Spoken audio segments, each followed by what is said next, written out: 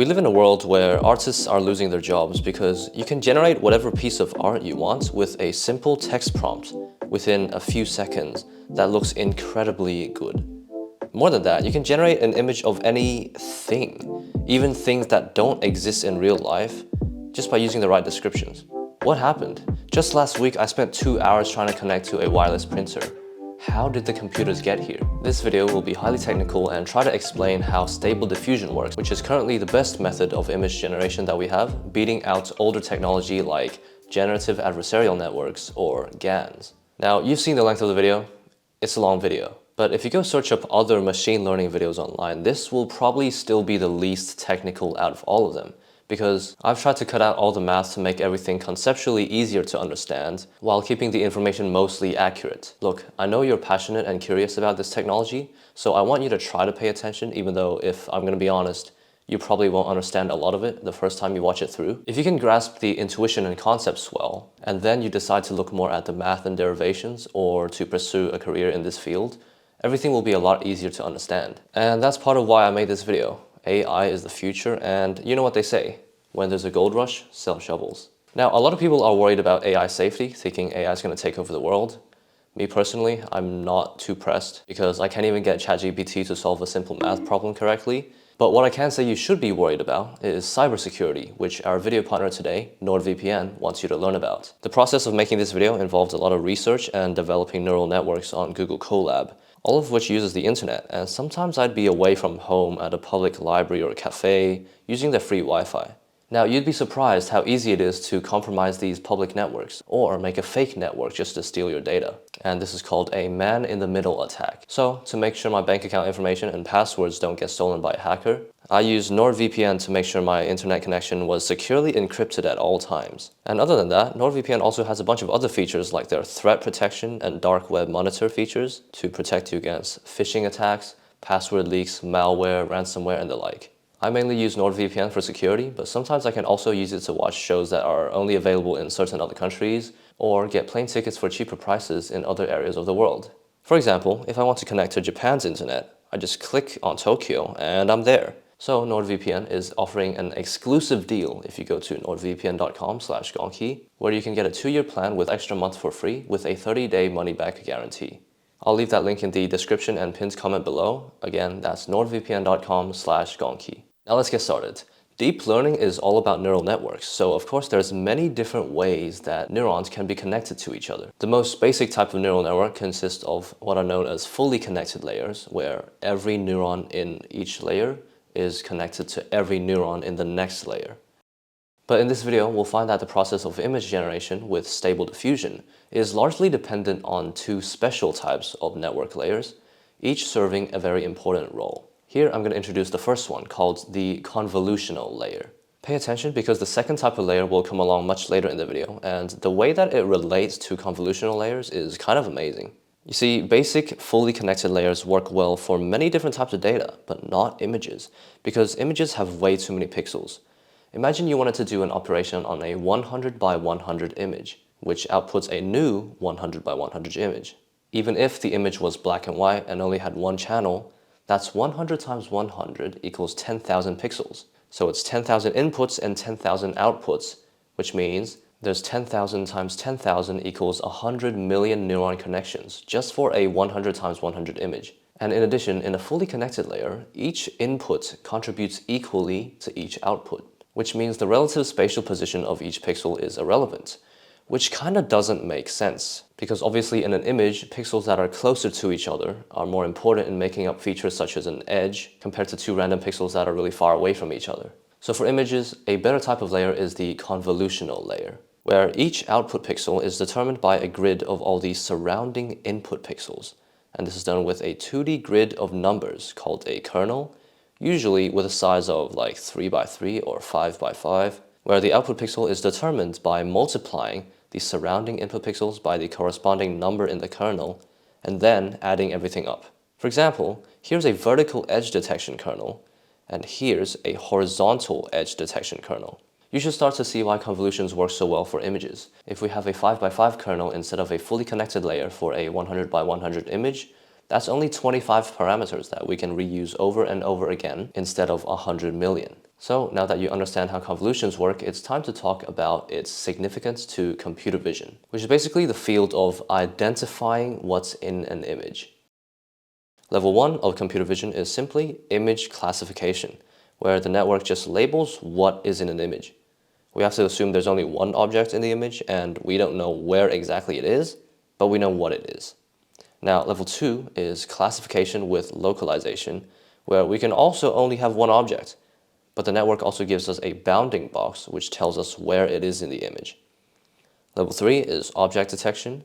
So now the image can have multiple objects and we get multiple bounding boxes and labels around each of them, but it's still a very rough estimate of what pixels in the image is that object, because all the bounding boxes are just rectangles. So it's at level 4, which is semantic segmentation, that each pixel in the image gets labeled for what it is. Now we can have the exact shape of whatever it is in the image that we want to identify, and this is good for things like background removal. Level 5 is instance segmentation, where not only does the program classify what thing each pixel is, it can also identify multiple instances of that thing, like if there's multiple people in a picture.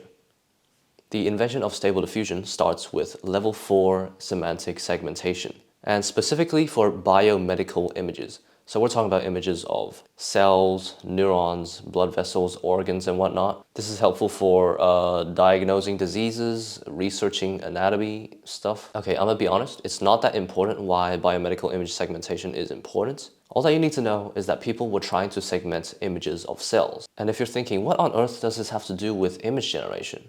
Well, I promise you it's going to make sense in a bit, and that's when the genius comes. For a while, image segmentation was inefficient and required thousands and thousands of training samples. For biomedical image tasks, a lot of times there weren't enough images.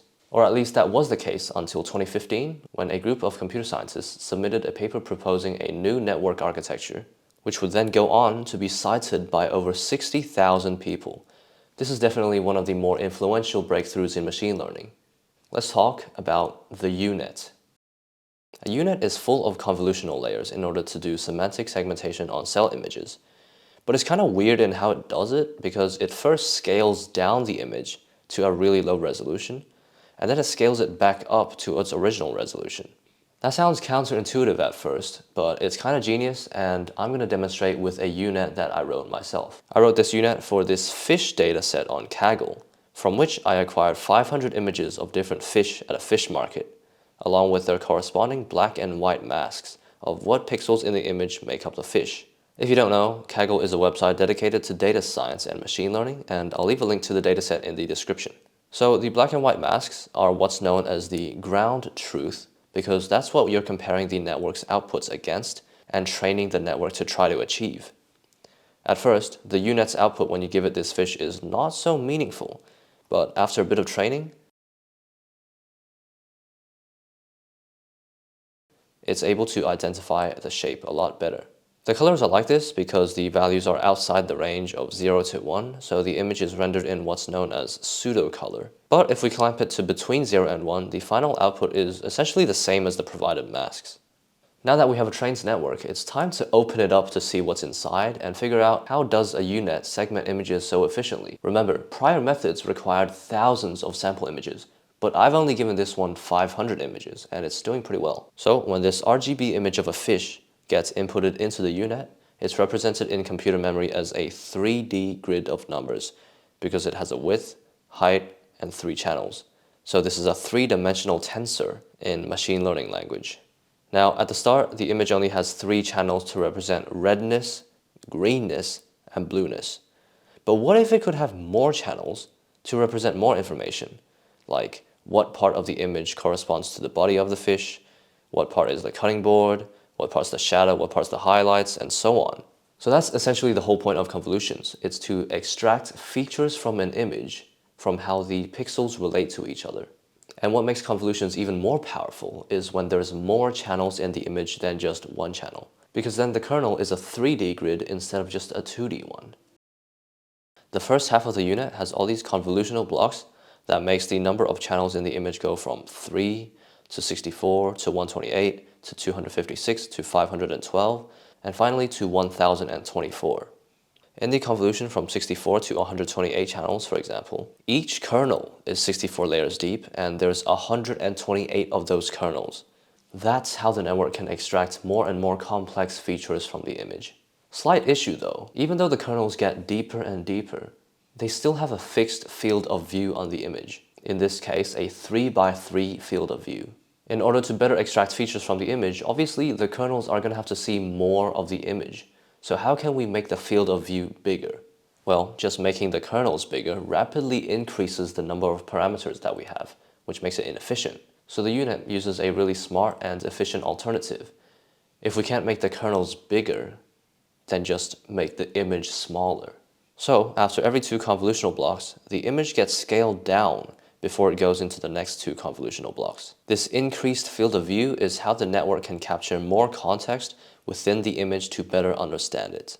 So let's see what our fish has turned into in the middle of the unit, where there's the most number of channels, but the resolution is the smallest. Out of the 1024 channels, we can see that some of them highlight the body of the fish, some of them the background, some of them highlight the brighter area above the fish, and some of them the darker area below, just as we said before. So at this point, the network has learned all the information on what is in the image, but the downscaling has made it lose information on where it is in the image. So in the second half of the unit, we start scaling it back up again and decrease the number of channels using these convolutional blocks to kind of consolidate and summarize up all that information that we gathered in the first half. But how do we get back all the lost detail from the downsampling in the first half? The answer is what's known as residual connections, where every time the resolution is increased, the information from the previous time the image was that resolution is literally just slapped onto the back and combined with it. And then the convolutional layers mix the information back in. If we compare the fish image at its highest resolution in the beginning to where it's at its highest resolution in the end, we can see that the different parts of the image are much better segmented. And that's how, through one final convolution, we get this very clean mask. Yeah, so UNets are really good at segmenting images. There was this international image segmenting competition where the people who invented the UNet just went in there and demolished everyone. Here's them getting the award for it. What a bunch of nerds, to be honest. No, I'm just kidding. I mean that in an endearing way. But anyways, okay, when are we actually gonna get to the image generation? We're getting there, listen up. The UNet is so good at identifying things within an image that people started using it for other stuff other than semantic segmentation. Specifically, it could be used to denoise an image. If a noisy image is just the sum of the original image plus some noise, then if you identify the noise in the image, then you can just minus it away to get the original. In fact, that's exactly what we're gonna try to do. So allow me to demonstrate with another image of a fish, this time with a resolution of 64 by 64. This time, there is no black and white ground truth mask to go with it. Instead, we generate a bunch of noise to be our ground truth because that's what we're trying to train the network to identify. It's important that during training, we train on many copies of the image with different amounts of noise added in so that it's able to denoise really noisy images as well as not so noisy ones. And here's where an interesting challenge arises. How do we provide the network with the knowledge of how noisy each image sample is? Because that's obviously going to affect the outcome. So if you imagine all the possible noise levels placed in a sequence, the information here of how noisy any sample is basically a number of that sample's position in that sequence. So this is called positional encoding. So let's say for this particular image, its noise level corresponds to the 10th position in the sequence. Now we've got a 64 by 64 image with 3 channels, meaning there's 12,288 numbers in total. Do we just slap a 10 on the end, making it 12,289 numbers? Is that gonna work?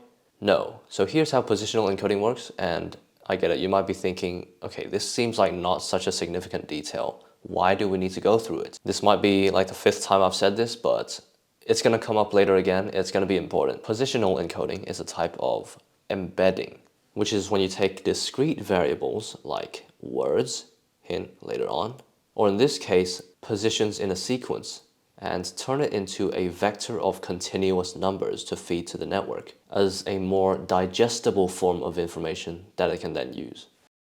The way that our 10 gets converted into a vector of continuous numbers is using these sine and cos equations here so that the vector of numbers always stays within a fixed range. But each position is encoded by a unique combination of numbers in the vector, since the different elements of the vector are given by sine and cos functions of different frequencies. And then it gets added onto the image data repeatedly at every point in the unit where it changes resolution to really drill in the information of how much noise is in the image, just to help the network get it right. Okay, that was an information overload, but we can finally start the training process. And you can see that at first, the noise that the network predicts is obviously way off. It looks nothing like the actual noise that we gave it. But after a while, it looks pretty similar to the ground truth noise, and we can't really notice any improvements anymore. So let's instead show the denoised version, where we minus this prediction to get an image, and see how that improves.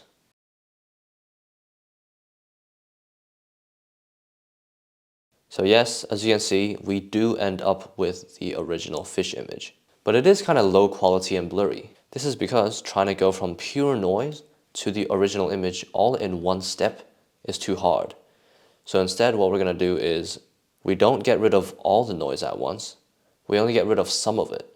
And then we feed it back into the network again and get rid of a little bit more, and then again, and then again. And as you can see, removing the noise in small baby steps like this eventually gives us the clear, high-quality original image. And this is why we've had to feed the network images of varying degrees of noise to train on, because that's how it can work for the whole process of denoising. Now, it's obvious that the network's going to give us this same fish all the time because we only trained it on one image. But allow me to demonstrate what happens when I take 5,000 32 by 32 images of ships from the famous CIFAR 10 dataset. The CIFAR 10 dataset has 10 classes corresponding to 10 different objects, each with thousands of 32 by 32 images. Now, I'm not going to lie, at first I accidentally put all 10 classes of images into the network, so it was going 10 times slower than it needed to be, and I stopped it early. But then I looked at some of the results, and while most of it was nonsense, here is what I believe to be a red panda wearing sunglasses and using a green tent as a turtle shell. And this, I think, is an orange boat wearing ice skating shoes with a mohawk. I don't know how this happens, maybe that's the magic of AI. But anyways, I started training it again on the ship images. And at first it was giving us rubbish, but eventually we can see that it comes up with completely new images of ships using the knowledge that it's gathered. And that, my friend, is called a diffusion model. Now maybe it's come to your attention that what we have so far is not very efficient. I mean, it took forever to train on these 32 by 32 images. Imagine how long it's going to take for an HD or a 4K image. And the reason is, we're doing the noise prediction and denoising directly on the pixels right now. And there's a lot of pixels, meaning a lot of data. So let's think about whether there's a way we can reduce the amount of data we have to work with to speed up this process. Imagine this. I show you this image right here, and you have to tell your friend what's in the image. Are you going to read out all the values of the individual pixels to your friend in order to transfer the information over? No, you'll tell them a description of blue sofa in a white room with a cactus to its right and a coffee table in front. And then they can use their life experience and knowledge of different objects to kind of imagine and reconstruct what it's roughly supposed to look like. It's not going to look exactly the same, but it's going to be good enough. Let's use another example more relevant to computers. Usually, we don't store images as just their raw, uncompressed pixel values, and instead we use a file format like JPEG, which can reduce the amount of data by many times. And then when the file gets decoded to display on your screen, it's a bit lower quality than the original, but again, it's good enough. Now notice how in both of these examples, there's a process of encoding, which is you coming up with a phrase to describe the image or the JPEG compression. And then there's a process of decoding, which is your friend imagining what the image is supposed to look like, or the JPEG decompression. So what people invented is a neural network equivalent of this, known as autoencoders, which are basically trained to encode data into what's known as a latent space, and then decode it the best that it can back to the original data. Here's a demo of a latent space that's been trained for the MNIST digit dataset. In this case, the 28 by 28 equals 784 pixels got encoded into just two numbers, which means we can visualize it as a two-dimensional space, and drag around this point to see what the different areas correspond to when it's decoded. Now, of course, if it's 5 or 10 numbers in the latent space instead of 2, you can get higher fidelity reconstructions. In Stable Diffusion, RGB images which are 512 by 512, corresponding to 786,000 numbers, are encoded into a latent space that's 4 by 64 by 64 equals 16,000 numbers. Now that's 1/50th of the original amount of data. So instead of directly adding noise to images in their pixel space and then denoising those images, the images are first encoded into this latent space, and then we noise and denoise that. And then when it's decoded, we roughly get the original image again. This is called a latent diffusion model, and it's one of the key improvements to the basic diffusion model because it's so many times faster than running denoising on the raw uncompressed data. Now, up until this point, we still haven't addressed something very important. How do we make it generate images based on a text prompt? Not gonna lie, I think this might be where it gets really hard to understand, so if you don't get anything from here on out, don't stress about it, because if you made it this far in the video, that's already pretty impressive. But anyways, here's where we use that embedding concept from earlier. All these words, which are discrete variables, have to be encoded into vectors, just like the sequence position numbers representing how noisy the images are. The way that people found good embeddings for words is this method called word2vec. I won't go into too much detail, but basically they had a list of a bunch of vectors, one for each word in the English language, and actually they had 2 of these lists. Then they used data of all the text that's ever been written by humans from books and the internet and whatnot to try to adjust these 2 lists of word vectors so that the vector of a word in one list would be similar to vectors of words that it often appears next to in the other list. Similar meaning it has a larger dot product. So for example, the words tall building are more likely to appear together than the words tall electricity. So if you look at the vector for tall in one list, it'll be similar to the vector for building in the other list, but not similar to the vector for electricity in the other list. So once you've trained it enough, the relationship between word vectors in opposite lists is that the more likely they are to appear next to each other, the more similar they are. But what does this mean for the relationships between words in the same list? In the same list, the more likely they appear in similar contexts, the more similar they are. So if we just take one of the lists as the embedding vectors for all the words and graph it out, we'll find that words that are used in similar contexts are grouped closer together. Here's a cool visualization on projector.tensorflow.org, where if you click a dot representing a word, it shows you the closest words around it. Of course, it seems as though they're kind of spread out and they're not really the closest words, but that's because this only visualizes 3 dimensions, while the word vectors actually have 300 dimensions, meaning each word is represented by 300 numbers. With all those dimensions, it turns out these word embeddings can actually capture some of the more nuanced relationships between words. And the most famous example is if you take the vector for king and you subtract the vector for man, but then you add the vector for woman, you end up with the vector for queen. Another example is you can take London, subtract England, add Japan, and then you end up with Tokyo. So I hope you can see how genius this word embedding vector space is. Now remember how earlier I said there's 2 types of network layers that are really important to Stable Diffusion, and the first one is the convolutional layer? Well, it's time to introduce the second one, which is called the self-attention layer. Let's think back to convolutions for a second. Convolutional layers extract features from an image using relationships between pixels, where the amount that each pixel influences another pixel is dependent on their relative spatial position.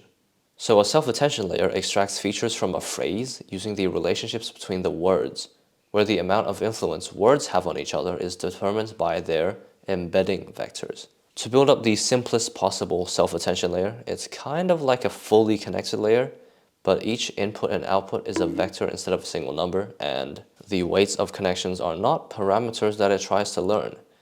Rather, the weight of the connection between A and B is determined by the dot product between A and B.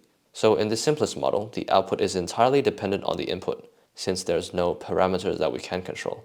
But we do want to control it, obviously. Like if we have a convolution where the kernel just has all the same numbers, then yeah, sure, it helps us understand how a convolution works, but all it does is just blur the image and it's not that useful. So how can we control this self-attention layer so that just like we make a convolution detect edges, for example, we make it detect, I don't know, words that negate or emphasize certain adjectives?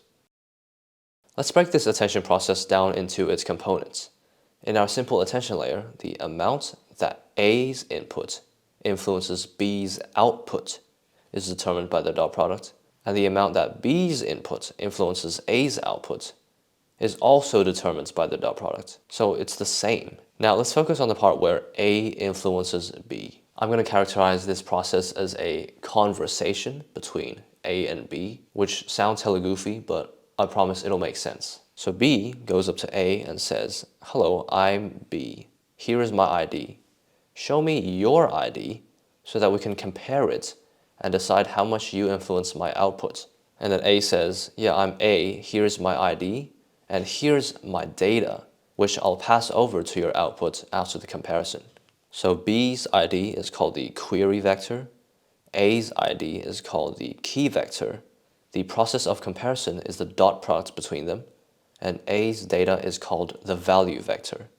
There, I just explained query, key, and value in self-attention. In our simple self-attention, of course the query is just vector B itself, and both the key and the value are just vector A.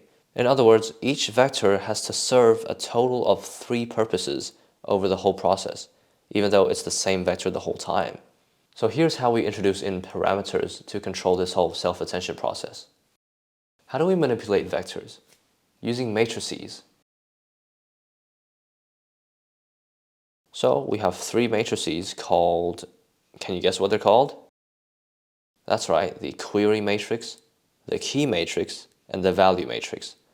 And these are applied to each vector before they go to serve their purpose as a query, key, or value. Now, the amount that A influences B is no longer the same as the amount that B influences A. This way, it's not just similar vectors that influence each other anymore due to the simple dot product. Now we can use any feature in each word's massive 300-dimension vector, which is what makes self-attention layers so powerful in extracting features in the relationships between words. One more thing though, right now the output is still not affected by the relative position of each word in a phrase. And that's really important in determining the meaning of the phrase. So in order to encode the position of each word, we once again use the positional encoding method covered earlier, and just add on those positional embedding vectors to the word embedding vectors. Wow, that was another information overload. You need a break? Okay, let's take a break. All right, let's resume. Think about this. Using convolutional layers, we can encode an image into a small embedding vector. And using attention layers, we can also encode a text phrase into a small embedding vector. But look at the image and the text that I've selected to display here. The caption perfectly describes the image. So imagine if the 2 encoders could come up with the same embedding vector, even though they're dealing with 2 different types of data. So that's exactly what OpenAI tried to do with their CLIP text model, where CLIP stands for Contrastive Language Image Pre-training.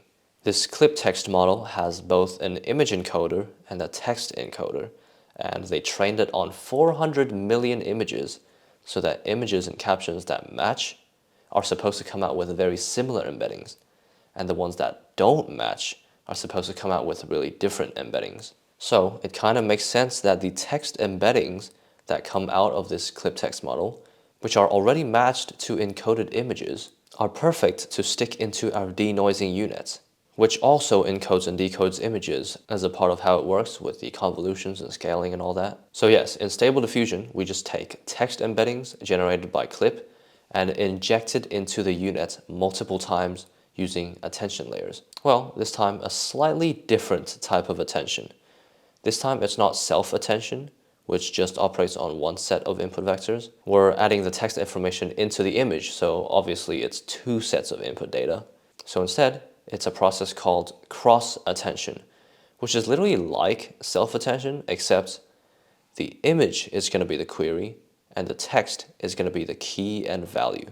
That's it. These cross-attention layers in the middle of the unit are going to extract relationships between the image and the text so that whatever features in the image can get influenced by the most important and relevant features in the text. And this is how we eventually train the network to generate images based on the text captions we give it. So there we have it. Convolutional layers learn images, self-attention layers learn text, and then when you combine the two, you can generate images based on text. Pretty interesting, is it not?